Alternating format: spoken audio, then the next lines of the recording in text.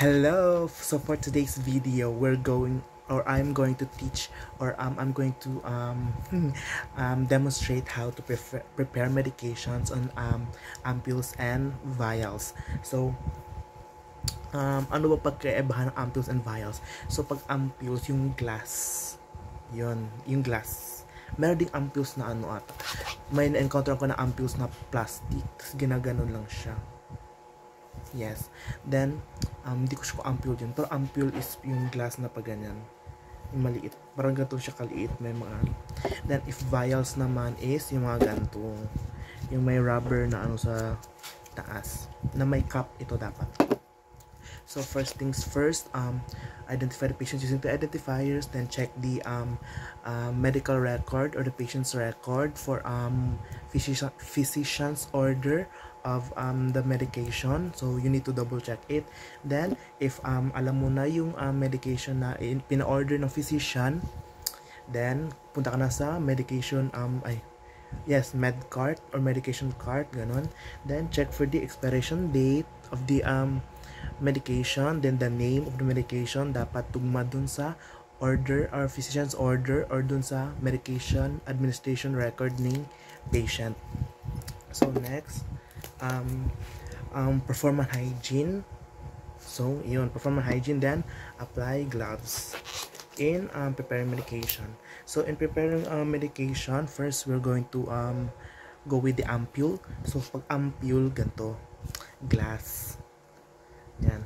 Sa ampule may dot yan siya, indicator kung saan ka mag-a-apply ng force. So in administrating ampule, so mag-ano ka ng ampule. So na-break mo na. So i-ready mo muna yung syringe. So for the ampule, nakatanggal siya. For the ampule, diba, pag nag-break mo yung ampule away from you, pag ganyan dapat pa away from you. Dito yung point kung saan yung thumb mo. Gaganon mo, tapos gaganon yan. Boboses yan. Gaganon. After nyan, kunin mo yung syringe mo ganyan, tapos tanggalin mo itong cup, tapos pag ganyan, pull mo na yan. Then di ko lang sure if necessary or pwede magpalit ng needle, pero ang alam ko is the shards na matitira doon is parang malaki masyado for the ano yun, yung butas ng needle. So some papalitan nila, pero yung ibang hospital hindi na i-flow yung supply nila, so ganun. Then after that, ano mo siya sa yes. Then for the vial naman, i-test. Yan, vial. If vial naman, yung pag-anohan ng gamot, ganun pa rin, ganyan, hand washing and gloves. Tanggalin mo yung cap, then yung swab or gauze with antiseptic solution, i-wipe mo muna yan bago matusok. After nyan, itong bagong needle, ganyan, tusok ganyan. Before ka magtusok pala, mag-pull ka muna ng air kasi may pressure sa loob, diba?